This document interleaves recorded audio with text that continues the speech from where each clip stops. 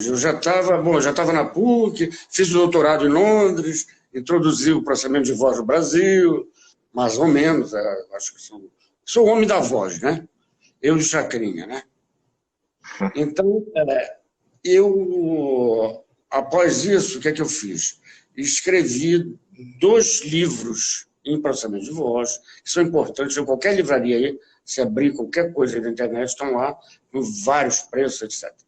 E um deles é Fundamentos do Processamento de Sinais de Voz e Imagem, e o outro chama-se Princípios de Comunicações. Que eu tenho uma Isso tem a ver com tecnologia, né? Não tem a ver com o ser humano processando, porque isso entra na linguística, entra em coisas assim, não? Pode entrar se você fizer síntese de voz, porque o processamento de voz é dividido em várias categorias. Né? Uhum. Eu já fiz síntese de voz uma vez, inclusive tem um artigo meu que é usado do Oiapoque ao Chuí aqui. É um artigo de voz que eu fiz aqui, tinham feito nos Estados Unidos, tinham feito na França, e eles por que não fazer no Brasil? Né? Só que, para fazer um negócio desses, você tem que ter o sotaque do local. Senão não adianta. Tá? Você vai ter o sotaque do local com a coisa. Mas explica o que é. Você falou síntese de voz? Aquilo que você perguntou antes. O que é exatamente isso? O que é, assim, para o leigo? Para uma pessoa. Síntese de voz, aquilo que você perguntou no dia, que eu trabalhei um pouquinho só nisso. Você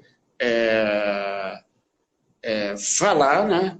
E o negócio pegar algo escrito e transformar em voz. Agora, por exemplo, deixa eu dar um exemplo bem claro. Um cego recebe um e-mail. Ele não vê o e-mail. Está em texto. A síntese de voz é pegar aquele texto e transformar em voz. Aí ele ouve.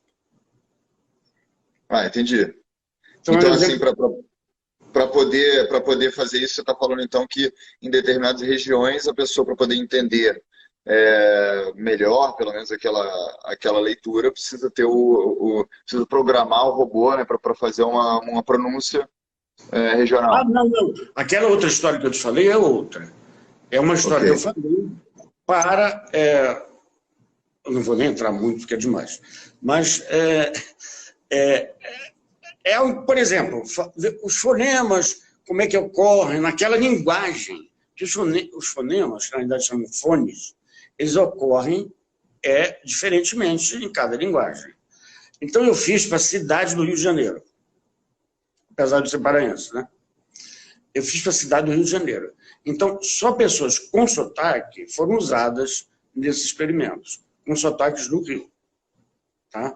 E aí saiu um artigo que ele é usado fora do Brasil, dentro do Brasil, uma loucura. O artigo, eu acho que eu tenho mais curtidos na minha vida de artigos. E ele é muito usado, só que ele é usado, às vezes, erradamente. Porque eu fiz os sotaques do Rio de Janeiro, da cidade, não é lá de Paraty, não sei o quê, é da cidade do Rio de Janeiro. Então, e o pessoal? Em Manaus, Belém, Nordeste, Rio Grande do Sul, todo mundo usa. Mas não dá para usar até, né? Me desculpem esse...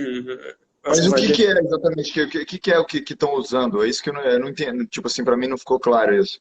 Esse artigo, por exemplo? Não artigo, mas o conceito. Qual que é a aplicação prática dessa tecnologia? De processamento de voz? Tem várias, é isso que eu estou te dizendo.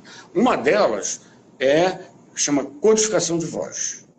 Codificação de voz é o seguinte: você, para ouvir aqui que nós estamos falando aqui, para ouvir o que você está ouvindo, a voz tem que ser transmitida, que não é a minha área é local, é o processamento no local.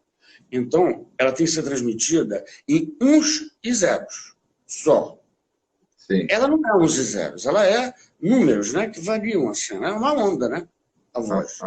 Então, você tem que transformar aquilo nos e zeros, para entregar para o cara que transmite. O cara que transmite volta para cá, onde você está, você recebe uns e zeros, e o teu celular transforma ele na tua voz de novo, naquelas ondas todas.